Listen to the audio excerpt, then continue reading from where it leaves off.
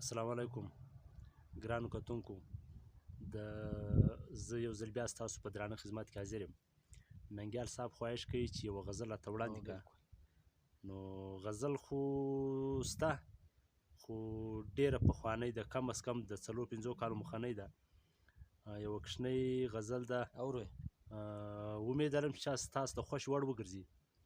نو زما چینل اوله خبر دا ده چې زما چینل سبسکرایب کړئ، لایک یې کړئ او فالو یې کړئ او پر غزل باندې ماله کمنټ راکړئ. نو راځو د غزل خواته چې هغه غزل داسې ده چې خال یې ایښی دی د وروځو په محراب کې. خال یې ایښی دی د وروځو په محراب کې، د دنیا مین به ټول باندې کباب کې. واه واه واه. خال یې ایښی دی د وروځو په محراب کې، د دنیا مین به ټول باندې کباب کې. او مخامخ و چاته مه کښېنه ګلپامه، مخامخ و چاته مه کښېنه ګلپامه، ستا د حسن نقش به جوړ کړي په کتاب کې. واه واه واه، ډېر ښه دی، ډېر ښه.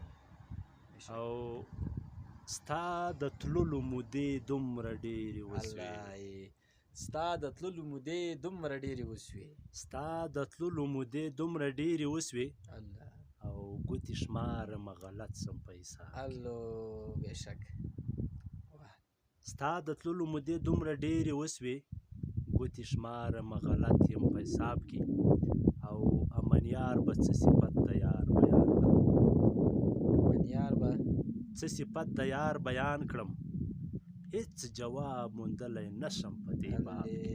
دا مقطع ور بیا او امنیار به څه صفت د یار بیان کړم، امنیار به څه صفت د یار بیان کړم، هېڅ جواب موندلی نشم په دې باب کې. او خال یې ایښی دی د وروځو په محراب کې، د دنیا مین به ټول باندې کباب. ګرانو کتونکو، ښه ژوند مو غواړم، هر چیرې چې یاسته خوشحاله اوسئ.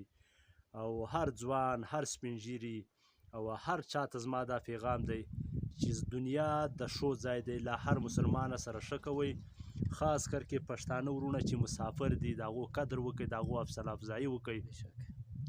کوم مسافر وروڼه چې له کورو تللي دي، الله تعالی دې په خیر و خیریت خپلو کورو ته راورسوي. چې کوم بېروزګاره یې الله تعالی دې پر ډېر ښایسته روزګار برابر کړي. الله تعالی دې د مور و پلار دعاګانې ضایع نه کړي. بس نور څه درته ویم چې زما په زړه کې څه ارمانونه د پښتون قوم دپاره، د ځوانانو دپاره وي، الله تعالی دې پوره کړي د هر مسلمان. نور مو ښه ژوند غواړم، په مخه شه. هر چیرې چې یاسته ژوندي اوسئ، خوشحاله اوسئ.